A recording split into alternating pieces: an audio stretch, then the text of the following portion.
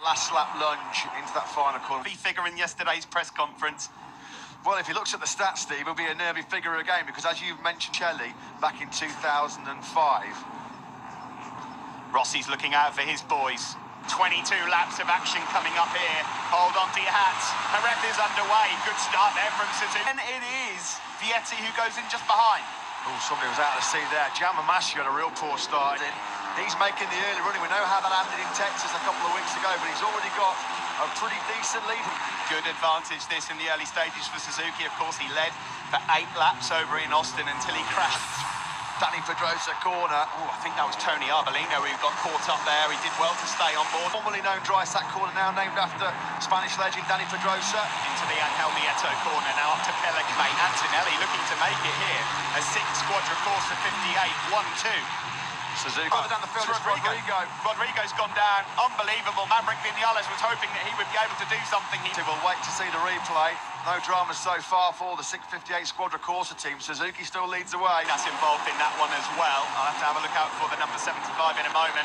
As we see here, Celestino Vietti has got the better in there because he's smashed a big fat hole in the screen as well, which is not going to have any... Well, he was pretty brave, I have to say. There was not a lot of risk. Yeah, I think it's rider ever from Rodrigo on that one. Tatsuki Suzuki's got himself into a few of the 3 Italians are right in there early doors. Ramirez, Connect, Bernati's up inside the top 10. We haven't said that at the moment. Tatsuki Suzuki leading then and doing a good job out front. 46.7 for him there. That's gone for that Dunlop soft rear tyre. This is the stage of the race where that will be working perfectly. There's confirmation on your screens there. There's a stretcher here. He looks hurt as well. Is that a high side then for Giammamassi? It's a crash. And in 14th place. Got a real poor start off the line as well. Back with this lead group, it is steep up the inside of Celestino Vietti into the stadium section. All neat and tidily done then by Connect. Teammate, he's gone in too hot over at turn 2, unfortunately. There was no stopping that. Do you know what, Steve? Casper Mine, that's why he was injured so badly for the first Grand Prix in Qatar. So turn 2 has been a nightmare for Massia. Now he's pretty busy. What a chance though for Connect to really take a grip on this 2019 Moto3 racing team KTM.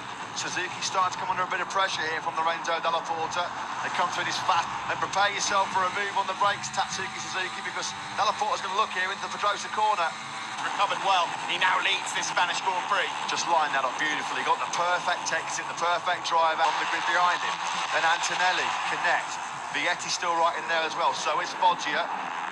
Number 84. Then there's a gap back to Raul Fernandez, who's leading Tony Arbolino and Alberto. He was just, for that time being, leading again, and now he's dropped down to 3rd as his teammate goes through. Made it stick up the inside of Antonelli going to the first corner, so we've now got an all-Italian. And he's smoother than that. Lovely move from the Italian on the Leopard Honda. It's a favoured overtaking point at the end of this back straight into the Pedrosa corner. Now Vietti is looking up. And if they continue to chop and change, more will join. On board now with Dalla Porta, who's dropped to 3rd. Trying to challenge up the inside of his teammate Antonelli coming into turn number 9. Yeah, Angel Nieto was on the podium sensationally in Australia at the end of last year, leads here. Yeah, just off the back of this lead group to make it work. Stays in 4th place. Just going to say that keep an eye on Corn Farm. Very well to stay on board there. Number 7. We'll get a replay of that, I'm sure, but heart in mouth moment there. Fernandez's eyes are lighting up here. He's got right onto the back now of this lead group. This is Foggia of his lenders. Well, I think he'd have had a rocket from KTM if he'd have taken out the World Championship leader, Aaron Canet. Vietti leads into turn. He's got the gloves off. Jakob Cornfar's riding in some considerable discomfort and pain after that broken cop. Lovely move from Tatsuki Suzuki into turn number 9 there. Really, really nice. Suzuki. 3 abreast coming into final corner. Dalla Porta then has got the advance. Here's a young man at the moment who started from a career first front row, doing an outstanding job. There is Jakob Pinelli at the Michelin corner. So Cornfar now into the top 5. I remember 5-6 years ago, Cornfar. 5th where he is at the moment in 2020. Not finisher in this part of the world. Done on the brakes on the outside there, and he makes it stick. Tatsuki Suzuki. Brilliantly executed block passes. Was that a bit wide? I thought John McPhee was going to have a nibble up the inside of Pinati coming into the stadium section. No way through for the Scot. It's now a battle for 12 at the front of this one, and then beyond those guys, Arbolino and Arenas. Suzuki, we're on board with Dalla Porta. Suzuki has gone out of the car park yet again. It's been a few mistakes. That's neatly done at the first corner, so Suzuki back in front. Yeah, nice from Suzuki there, Honda on. And through turn 4 then for the 8th time of asking. And again, Suzuki. Long lap penalty lane, which coincidentally here today is at turn 13, the Jorge Lorenzo corner, so we'll keep it the 6. to the Pedrosa corner. Yeah, Jakob Kornfall was picked up, and that means that Romano Fenati has slammed it up the end. Manages to hold through. Canet then third. Through turns 9 and 10. This is where all the noise is. This Nino and Sergio Garcia, they've all of a sudden bridged that gap. They have now made this lead group of avoiding action, almost crashed at the start of this race. He's lapping quicker than anyone inside the top 50. Right on the exhaust pipe of World Championship leader Aaron Canet. Dalla Porta still leads. Suzuki thought about a rather audacious attempt into the Sito Pons turn 5 there. Just kind of breaking down into that turn 6 though. Look at Fenati, man. God. Around the outside of 2 riders. He loves. Dalla Porta, was it briefly? Yeah, it was. Number 9. You can't take your eyes off this one. Inside he goes, as neat as that, but he can't quite hold it together and almost throws it away. The morning now, he's got to be careful. I've seen Foggia a couple of times run wide through turn number 4 in particular. Now with him, of course, exceeding track limits proved so costly and decisive in this race here last year. He went on the podium again. Fenati tries to go round the outside of Dalla Porta through the Sito Pons corner. Kornfall got it hot. I think he had to just pick it up there, Kornfall, before he tagged the back of Dennis Foggia. Cost him a crack the top 6, but it dropped him way back down to 18th place. He lost a couple of seconds with that mistake. Now, he's just a few spaces behind. He's just tucked up behind number 23, Nico Antonelli. So it's a lead group. They'll be straight, there'll be 12 laps remaining. Track warning sign. Surprised to see him getting that message on the pit board when the action's so frenetic and frantic as it is.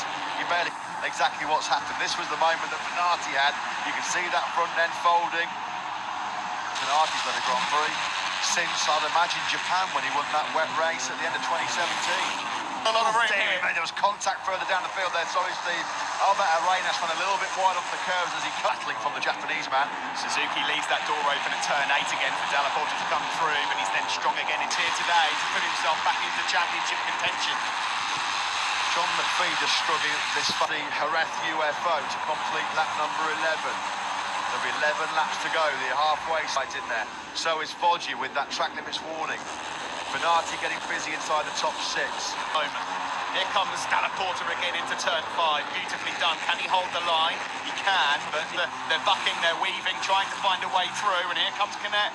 No, he'll stay second, but it is Suzuki that unfortunately had to retire from this race. Canet's got himself up into second then. He's found a gap on that front end coming into the Angel Nieto corner. And he fires back up the inside of Canet to retake for sure. One or 2 riders just struggling to make that move. It's Marcos Ramirez, La Porta. You can see it disrupted his momentum, and Canet had nowhere to go. He almost rammed into the back of mine. Number 42. Fair enough, make the move and then have a look over your shoulder down the straight, but not mid-corner. Look over Podium. Forcing his way through is Marcos Ramirez. This is the move then, up the inside. Yeah, Porta leads, and Canet, after that little scare at the Lorenzo corner, gets on the inside of Suzuki at the Pedrosa. Aaron Canet ready to pounce here, trying to get himself to the front of this race. He won here too. For Arbolino, he has come from way down. Well, he's came from even further back on the stick, although Foggia's on a wide line. Classic block pass move there from Suzuki to retake the lead. It's Foggia again up the inside, so aggressive, so strong into turn number 1. You're right about getting the lead battle with that soft rear tyre in early doors when he's obviously been a bit too aggressive. Points at the moment. No, it's a bit of a disaster here in Spain so far for McPhee, and not the greatest keeper. Is it Tony Arbolino, or is that Fenati? Well, I think it was Arbolino there getting into a ball. Wiped out 3 guys, including himself. Marcos Ramirez, number 42, going to go all out here to try and win this race in Spain. Yeah, just quickly coming back to McPhee, Steve, his lap times aren't actually that the issue. Brilliantly, that was aggressive by Dalla Porta, it was clean. Pushed Suzuki just out a little bit. Neatly done, and rejoins the circuit, just about. But unfortunately, Suzuki in third, Canet fourth, then it's Vietti, Cornwall and Arenas now has finally made his way. Slightly. That's cost Canet a bit of speed down this back straight, left him vulnerable to an attack from Vietti. Does Vietti see to get away? I'll drag you with me. Let's not get into a scrap here. He was gifted a podium here 1 year ago, Ramirez. I don't think anyone's going to be listening to Marcos here. No, I'm not saying start upping the pace and making any kind of decisive break. You'd think not normally. It's from Dalla Porta. Leopard 1-2 from Canet in third place. We're through turn 2. Just further back there, Dennis Foggia just losing a bit of ground. He's down to 10th. Darren Binder now struggling to stay in the points. He's 14th. And that would be a nightmare given what's happened so far in the hold the line. But when he gets into second or third, he's aggressive on braking and he leads again. It's like it is the end fully now in this race for Gabriel Rodrigo. Yeah, 2 strikes and into the final corner then. 7 laps remaining. It's Suzuki that the ball. Up to turn 1 we go. Suzuki from Dalla Porta, who goes underneath his team. 47, just the fastest man in this league group was Sergio Garcia. Place, live championship as it stands, it is costly for Jaume Masia, but not too costly right now. Has he given himself too much to climb back into this podium battle? He's in 12th place at the moment, Fanati. Antonelli, Jaume Masia, well, that's not a face that you see so often, normally a smiley character. Yeah, it's warning. So he's got to be careful, Sergio Garcia, just straying off the fairway of the Honda machine. We don't want to see more heartbreak for a Spaniard on an Estrella Galizia Honda, do we? He's just moved up into 4th place as the Italian, number 23. Yeah, he's ridden smart. You can see he's one of the experienced commentators, Kurz. I'm not going to talk about Nico Antonelli now for a few moments. He might not give you any support from the team as well. So Dennis Foggia can kiss goodbye to his podium. Vietti! Even backed out of it. That's the impressive thing, isn't it? They're so brave, these youngsters. Vietti there. 10. Marcos Ramirez leads his home Grand Prix. He then knows he's got to come into this long lap penalty lane right here at turn 13. Is he going to do it this time around? No, he's... Next lap, he's going to have to take that. It is Antonelli that leads Vietti. When he just hit Brad Binder to the finish line, a classic start to the 2016 Moto3 campaign. Circuit as well. He obviously hit Antonelli, just couldn't quite see it. I'm pretty sure he just clipped the back. Grand Prix as Dalla Porta somehow pulls it up on the brake. Oh, there's a collision further back. That's Fernandez. So Fernandez and Sergio Garcia. How many times have we seen collisions? Garcia gone, Fernandez gone, and Marcos Ramirez in spectacular fashion, crashing in Ramirez as we look here at the number 42. It really could have been so bad. He needs to go and buy a few lottery tickets tonight. Front wheel on rear wheel does not work out. And Celestino Vietti, Matt, oh my God. And of course, we can't see it at the moment, but there's a Leopard Honda just running down the circuit right now. Instant as well. His race is over, and his disastrous return to Moto3 goes on. And Albert Arenas as well, and hats off to the 2 Honda Team Asia riders. Kaito Toba, I mentioned him. Tagged. Oh, dearie me. Fernandez was just out of control coming into the... Well, that's great to see as well. Raul Fernandez, of course, there was no intent whatsoever. Here, though, 2 laps to go. Suzuki still leads from Vietti, Antonelli, Canet, Dalla Porta, they're all in. Vietti is now leading the Spanish Grand Prix. Tom Booth Amos, tough spell for... Warnings might be coming here for Vietti, though. He's got to be careful. He just exceeded the limits again there. Trying to get through on the brakes. They're all now trying to find themselves a position where they can potentially challenge for the... Vietti at the moment, well, it's his first full season in Moto3. He's riding like a seasoned veteran out there. Oh, Suzuki, who just had to shut off and he lost crucial places. Vietti's just having moments everywhere, almost every lap. That's completely compromised his podium challenge. He's going to be kicking himself. He had here in Jerez. It is Antonelli that leads across the line, and he might just about lead into turn 1, but it's really some drama always. Is boshing and barging towards the back of this league group. Kaito Toba has had a excitement. I'm even the wrong class. It is Nicolo Antonelli and Vietti. Italy versus Italy. They get close enough. No, Cornwall's gone way too hot. Way wide. Antonelli was in hot as well. You could see his Honda was making third place. Tatsuki Suzuki. Suzuki with a lovely move there to make it a 1-2 for the team. Top step. Nico Antonelli has won again.